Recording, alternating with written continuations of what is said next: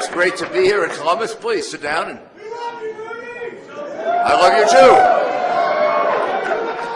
too. You're here today to hear from the next president of the United States, Donald J. Trump. You know you're in a critical state, right? The state of Ohio. This is one of the most important states, not just in the election, but in the country. And we're counting on your support. And we're counting on your support because, as I look out on this audience, I see the future of America.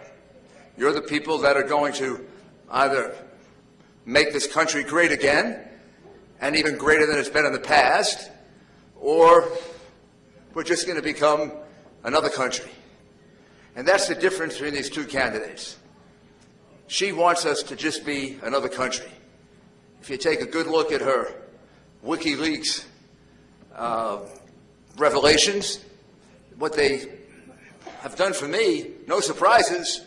This is the person I always thought she was. She doesn't like middle-class people. She doesn't like people who have a religion. She thinks she doesn't relate well with the middle class. You know something? She's right. She doesn't relate well with the middle class. And she's a basic, what I used to call, before I had to be careful what I said on the microphone, I just kind of call a phony. She says I have to be one thing publicly, but another thing privately. So I come out here, if she saw an audience like this, right away she would say, I'm going to offer free tuition. And then she'd go backstage and say, bullshit.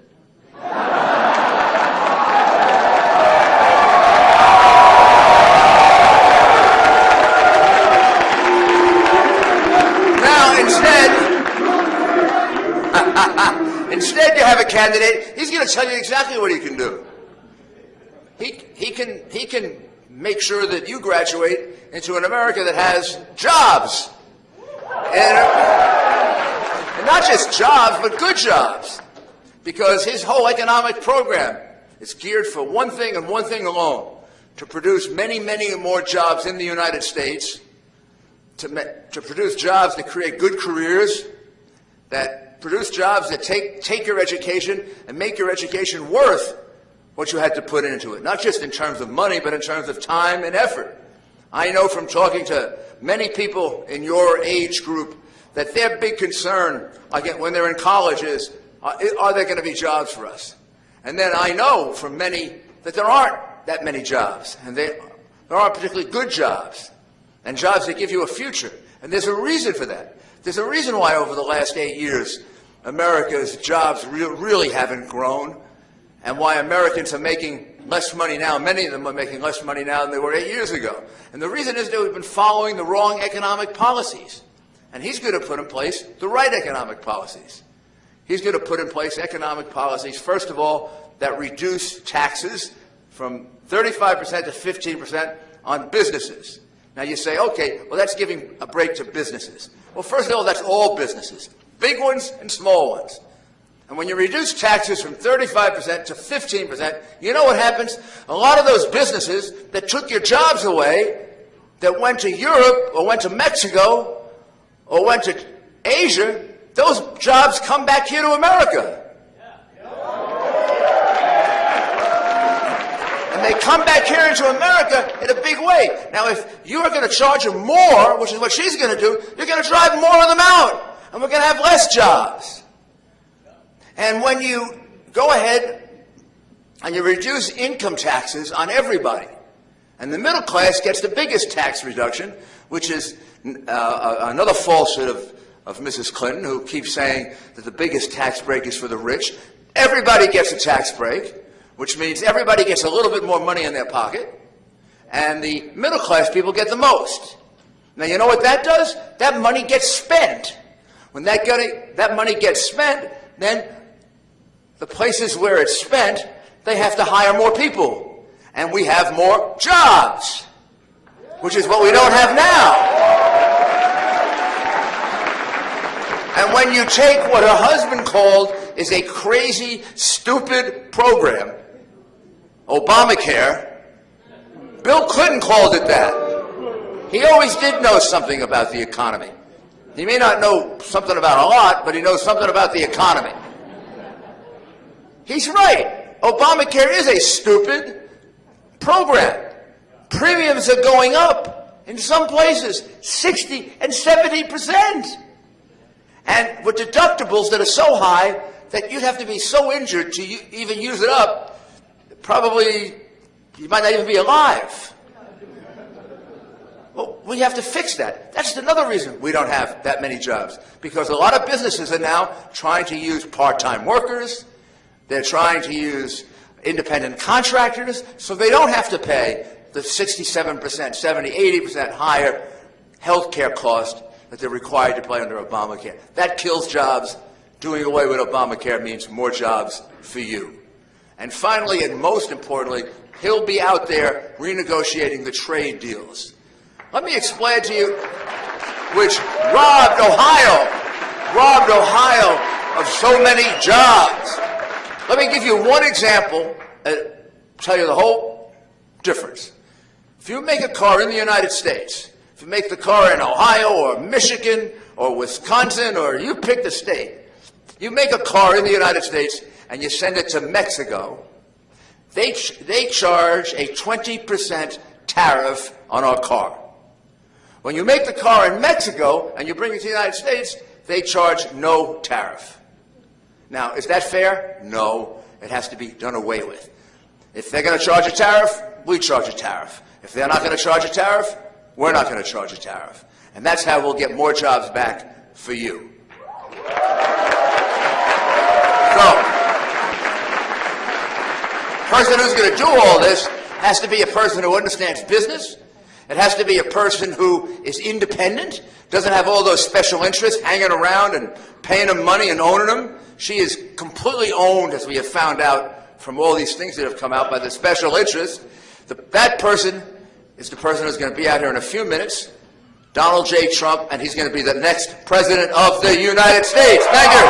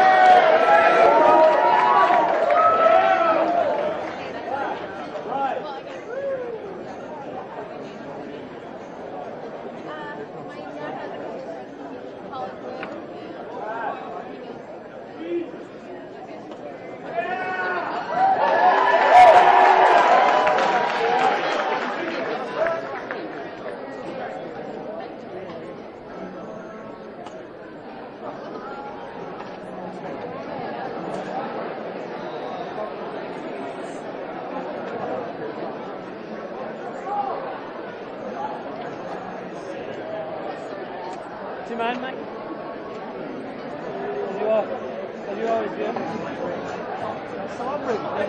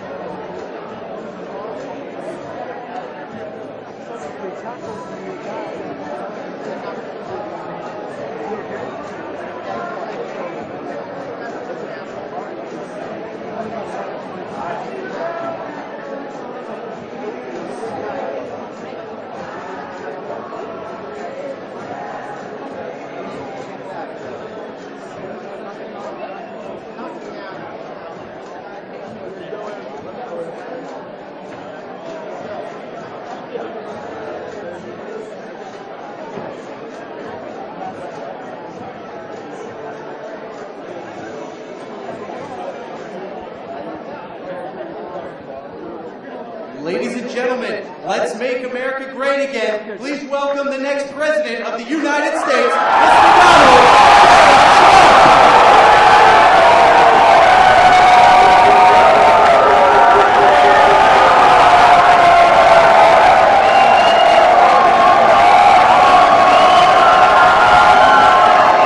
Thank you very much. Wow. Look at all these young people.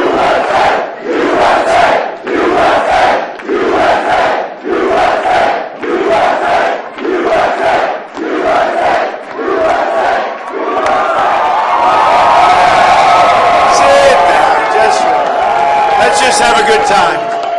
I look forward to this. I'm getting tired of the 15, 20,000 people. Thank you. We wanted to do a beautiful, nice, small, tight room with young, look at you people. Beautiful people. Beautiful people. Incredible future. And we're going to have jobs for you when you get out of college, okay? You don't have them right now. We had a very bad jobs report. We're going to have big, big jobs. We have lots of choice, okay? So I'm really happy to be back here. I love you too. And I do like Columbus. We've had great success in Columbus and great friendships. I have great friends from Columbus. I want to make sure that you request your absentee ballot. Now, how many people here are old enough to vote? Big group. Whoa!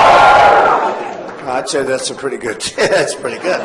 Now I'll work a little bit harder, okay? See, now that I have that. And remind your friends and family to do the same. We're now 26 days, think of it, 26 days away from the most important election of even your lifetimes. And you have a long life ahead of you, a long, long life. But our country is going wrong. And we have only just begun to fight. We're going to make this country so great again. If we win, we'll create a booming and thriving economy for young Americans and jobs for young Americans. To me, that's so important. We'll create safe communities, lower taxes, leaner government, affordable child care and health care, and a government that's honest and decent and fair. And you don't have that now. We are going to be...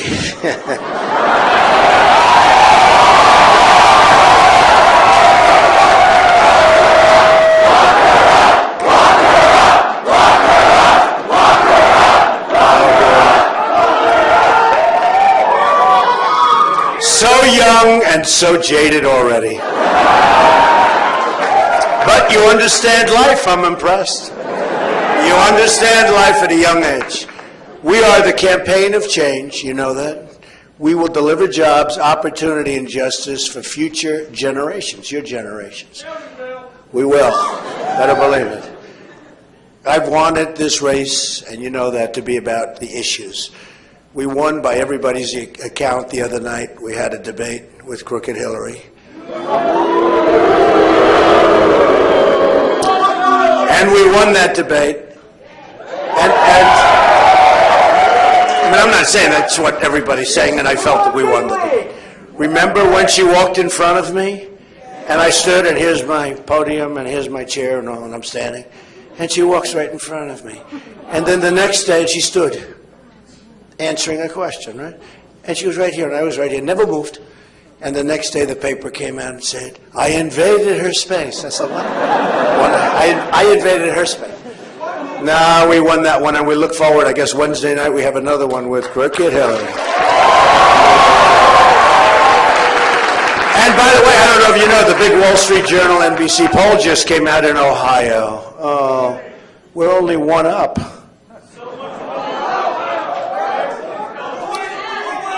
You know?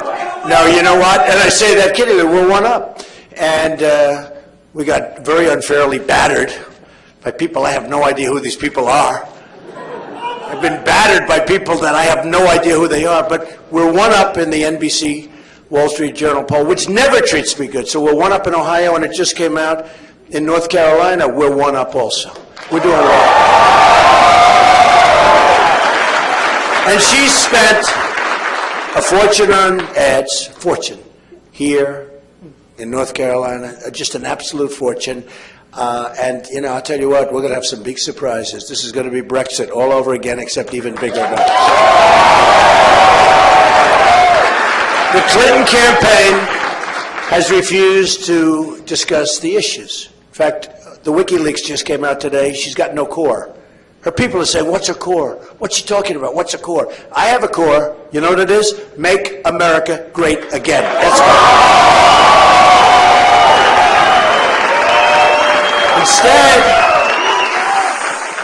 Instead of the issues, they've slandered and libeled me with false accusations.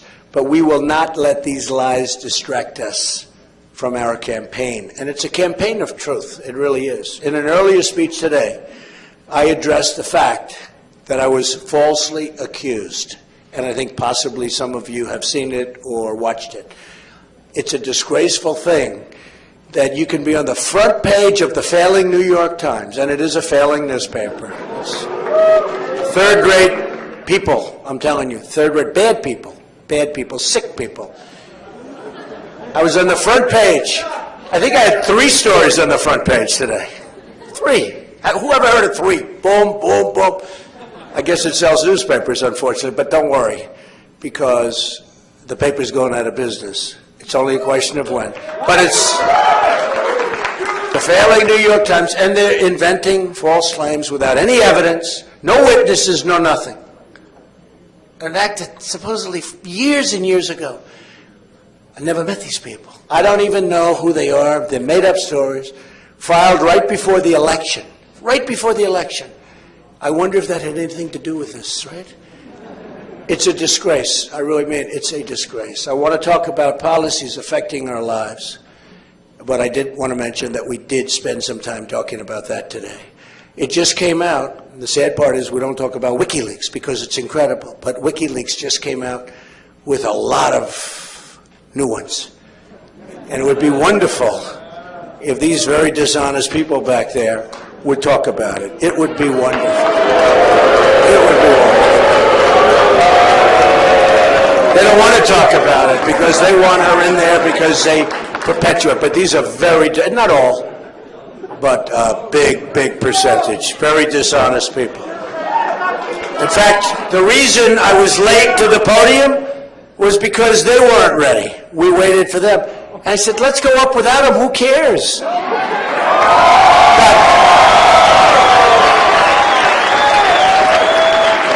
But my people said, no, we should wait till the press is. So I'm sorry to keep you waiting, but it's their fault, not mine. Right now, our government has been taken hostage by global special interests that will stop at nothing to drain every last ounce of wealth from this country for their personal benefit. You're going to see it. The greatest weapon wielded by Crooked Hillary is the media. That's what she got. She got nothing else, believe me. There's nothing there. She couldn't even pass a bar examination in Washington, D.C., okay? I don't know if you know that, okay? Hillary Clinton failed her bar examination in Washington, D.C. She got nothing going. The WikiLeaks emails show that the Clintons and the corporate media are one and the same. They collaborate and they conspire together. This Washington establishment will stop at nothing to stop all of us. And you're going to see that. You're young people, but you're going to see that. Although we do have one of the most successful real estate people in the world. Would you please stand up? Look at this guy, 55,000 units. So stand up.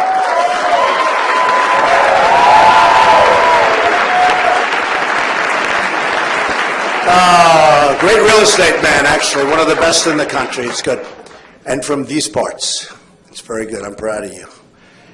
These are the people who have given us decades of endless wars, producing only death and bloodshed, but no victory. What a victory. Can you imagine Douglas MacArthur? Can you imagine General Patton in their grave, right? Spinning. Look, he's going like this, spinning. They can't believe it. We announced 6 weeks before, we're going to Mosul. Did you hear? We're going to Mosul in a few weeks, and we're going to attack them. Whatever happened to the old adage, like, you sort of do it like, don't tell everybody. You do it, let's talk about the victory after. They're going to Mosul. They want to go to Mosul to get the leaders of ISIS, because they say they're in Mosul. But they announced that they're going there for the last 3 weeks. So the leaders, they're smart. They left. They're gone. Oh, these people. We have some real beauties. Our president is incompetent, I will tell you that. He is grossly incompetent. These are the same people, although all he likes to do is campaign. Why isn't this guy working on jobs? He's campaigning all the time. He's campaigning or playing golf. He plays more golf than if you were on the PGA Tour. These are the same people who have flung our doors open for radical Islam, putting us on the same path to France and to multi-generational struggles with violence and extremism embedded in our communities. You see what's happening. Take a look at France, take a look at Germany, take a look at certain parts of Sweden, take a look at areas. You don't want to go there. These are the people who've allowed violent international cartels to invade our country and prey on our most vulnerable citizens. And they are vulnerable. Victims like Marilyn Ferris, raped by an illegal immigrant with a lengthy criminal record and beaten to death viciously with a hammer, wasn't supposed to be in our country. Should never have been. They didn't want to put him out.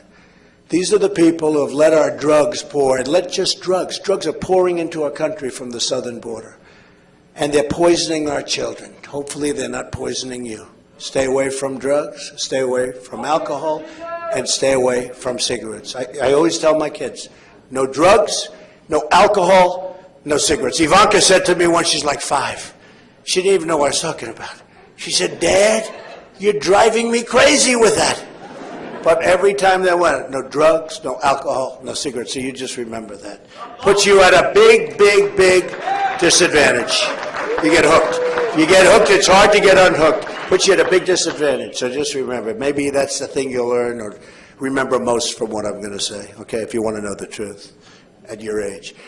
These are the people who emptied the jobs out of Ohio, Pennsylvania, Michigan, North Carolina, and all of our states, so many of our states, and shipped them to Mexico and other countries. The political powers trying to stop us are the people who have stripped these jobs right out of our inner cities, trapped millions of African American and Hispanic Americans in impoverishment. I mean, they're impoverished. You have to see these inner cities, and you've seen them. You've seen them. They're crime-besieged neighborhoods, and left 70 million American women and children in poverty or near the brink of poverty. At the center of this assault on American prosperity is the Clinton campaign. These are her ideas. They want to do it. They've been running the inner cities, the Democrats, and the Democrat ideas for up to 100 years, and even more than that. Unbroken. Guess what? It's not working. And it's very unfair to the people that have to live there and be shot when they walk to the store, and all of the things that you read about and watch every night on television. They don't work for you. They don't work for America. They work only for themselves. These are the people we're talking about, including foreign government and foreign actors. Hillary Clinton is a criminal who destroyed 33,000 emails after a congressional subpoena was issued. Can't do that. She's a criminal. She is a criminal. You get a subpoena from the United States Congress, and you say, get rid of those emails. 33,000 emails were deleted and acid washed. Nobody even heard of it. They were bleached. It's a very expensive process. People don't use it because it's too expensive. She used it. And then she hammered her phones, right? Anybody get rid of your cell phone? Anybody ever hammer it? Anybody hammer it? Anybody? No? Good. That means we have all honest people in here. She ignored hundreds of requests for security in Benghazi, causing the death of 4 brave Americans. And then she lied to the face of grieving parents about the reason for the attack. You remember that. She defended a man who violently and viciously raped a 12-year-old girl by horribly smearing and blaming the victim. And then she laughed about getting the rapist off the hook. You've seen the tape. She was laughing. She thought it was funny. The guy who raped a 12-year-old girl. Speaking in secret to a foreign bank, Hillary pledged her support for open borders. That means tens of millions of new foreign workers to compete against you for your jobs, your wages, your future. She's selling out the future of young Americans of all backgrounds to enrich her donors. We won't let that happen. We're not going to let it happen. Hillary and her special interest allies want to keep children in our inner cities trapped in failing schools. Under a Trump administration, disadvantaged children will be able to attend the public, private, charter, or magnet school of their choice. Under President Obama and Hillary Clinton, very important.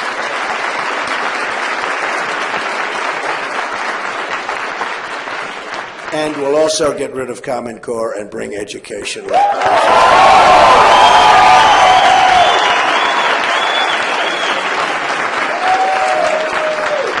Under President Obama and Hillary Clinton, the national debt has almost doubled. $20 trillion national debt is a weight around the future of every young person in this country and every young person, sadly, in this room.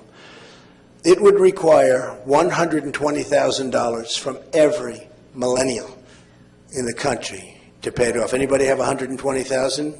We'll make a good. How about 50? How about 20? How about 2? We'll sell it to you for 2. The new debt added under Obama and Clinton would have been enough to pay off all of the outstanding student loans in the United States 6 times over. Think of that. Yet not one penny of that new debt has gone to lowering your tuition and the people that are going to follow you. It's only getting worse. Outrageous. He's right. Who said that? Stand up. That's okay. No, I'm not going to. That's okay. Good. Nice looking guy. Good. Sit down.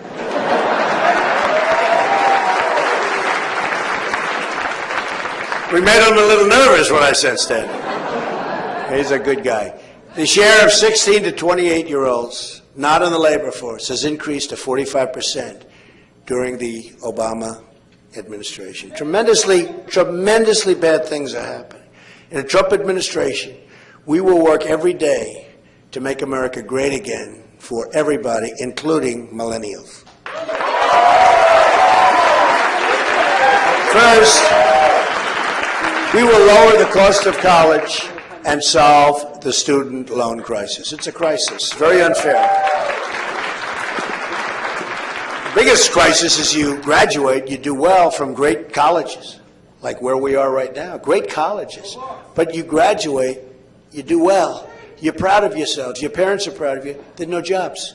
There are no jobs, no good jobs. Tuition at public four-year institutions was 40% higher in the last school year than it was 10 years ago.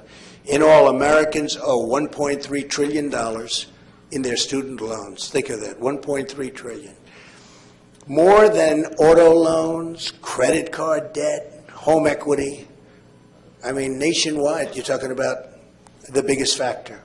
Students should not be asked to pay more on their loans than they can afford. And the debt should not be an albatross around their necks for the rest of their lives. And that's what it is.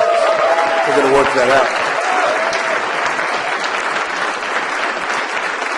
We're going to work it out, folks. We're going to work it out. It'll be a negotiation. You know that. Everything's a negotiation, but the art of the deal. We're going to work it out. We're going to work it out big league.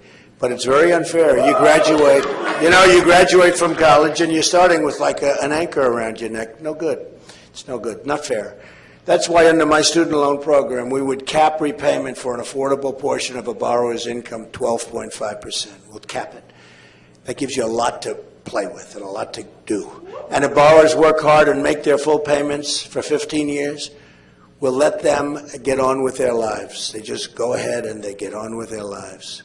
Because it's very, very hard for young people. It's probably the question I get more than any other question outside of defense which is catastrophic, what's going on with our, how badly we treat our veterans, how badly we treat our military folks. But I get asked so much about student loans and student. Young Americans deserve the same deal as federal workers. So we will equalize treatment so everyone can start saving for their families in retirement by the time they're 15 years out of college. So start counting, 15 years. In addition, I will take steps to push colleges to cut the skyrocketing cost of tuition. It's happening.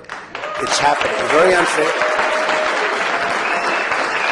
Because students are like a conduit. They get the money, they give it, they get, and there's not enough incentive for these colleges to cut. And the costs are going up mammothly, much more so than other businesses and industries. And I fully understand why. We're going to do something about it. If the federal government is going to subsidize student loans, it has a right to expect that colleges work hard to control cost and invest their resources in their students. If colleges refuse to take this responsibility seriously, they will be held accountable, including by reconsidering whether those with huge endowments deserve to keep those endowments tax exempt. We have a lot of power over the colleges. And they're not doing the job of cost cutting because they don't have the incentive to cost cut. Because you're paying for it. Because you're paying for it. Some schools are paying more to hedge funds and private equity managers than they are in spending, and this is true, than they are spending on tuition and tuition assistance, while taxpayers are guaranteeing hundreds of billions of dollars of student loans to pay for rising tuition costs. We want universities to spend their endowment on their students, not themselves. We have to take care of our students. They need to use that money to cut the college debt, and they have to cut college tuition. They have to do it. And we have to do it quickly. Much of the skyrocketing cost of college education is due to the tremendous bloat in college administrators and bureaucrats. I know that doesn't happen here, but, just maybe some places. It doesn't happen here, does it? No. No? No, I'm sure it doesn't. But every place else it does. According to the Department of Education, the number of college administrators is up more than 60% since 1993, 10 times the increase in tenured faculty positions. Federal regulations are responsible for much of this administrative bloat, and it is bloat.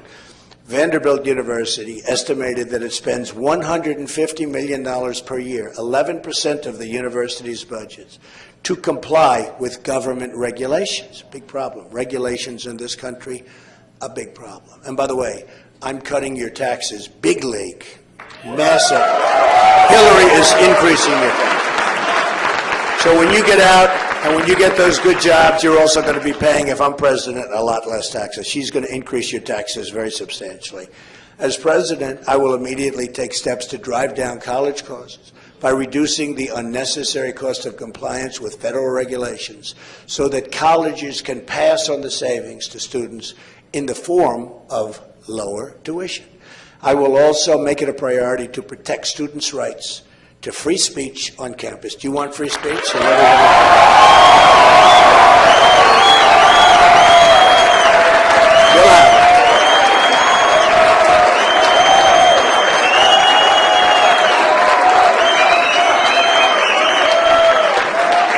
Wow.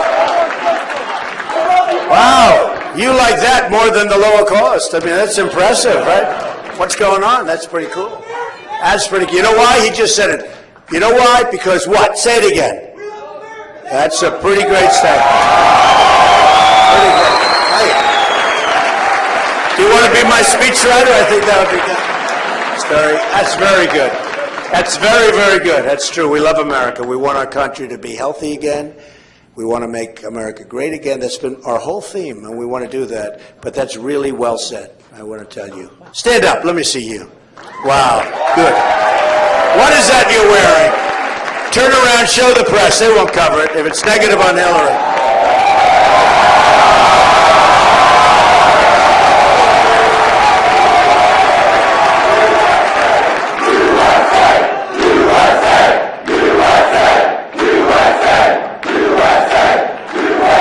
That's great. That's great. Thank you very much. Great. Good. Great future. In the past few decades, political correctness, oh, what a terrible term, has transformed our institutions of higher education from ones that fostered spirited debate to a place of extreme censorship where students are silenced for the smallest of things. You say a word somewhat differently, and all of a sudden you're criticized, sometimes viciously. We will end the political correctness and foster free and respectful dialogue.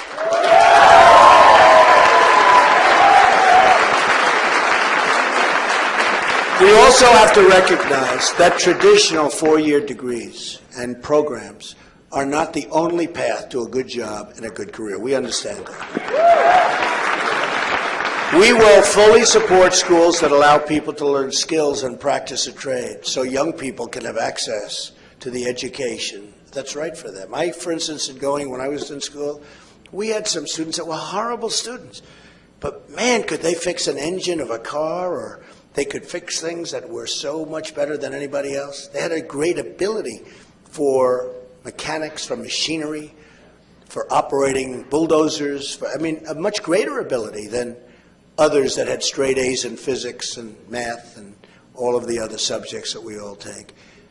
And we forget that. It's very important. It's a great talent. It's a great skill. And we must hold all schools equally accountable for their performance. I will make sure that students have the information they need, all about their options. They have to have options before starting school and for repaying their student loans upon leaving school, and we'll make it so you can do it and do it very easily. You watch.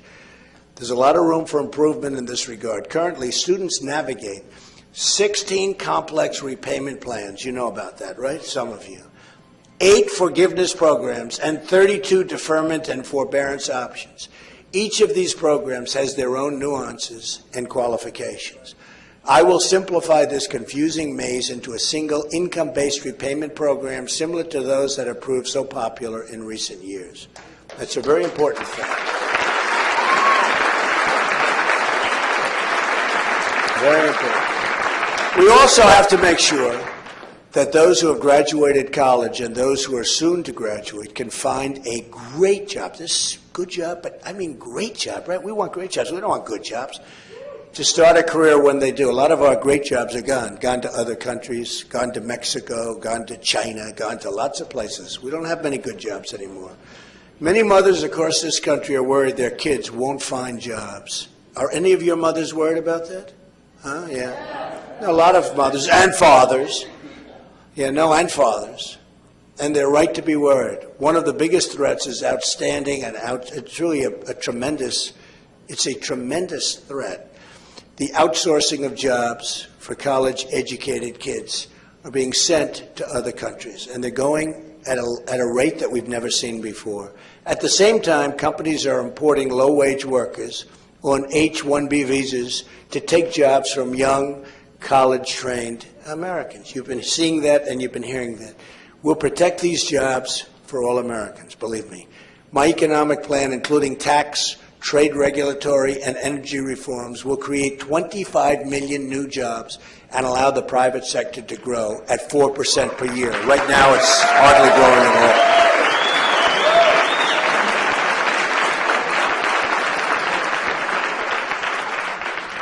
Crooked Hillary Clinton is going to increase taxes incredibly, unbelievably, a tremendous amount, while we cut taxes massively.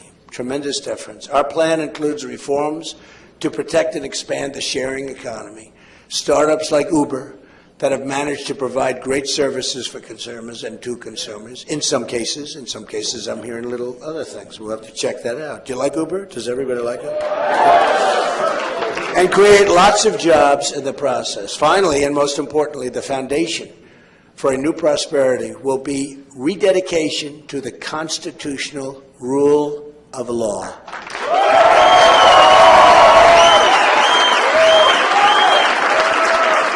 A vote for me is a vote for change, and a vote for me is really a vote for you. Together, we will make America so strong. We will make America so powerful and so rich. Together, we will make America great again. And I want to thank you, and God bless you. You are amazing young people. Amazing young people. Keep up the good work. Say hello to your parents, okay? And thank you, fellas. Thank you.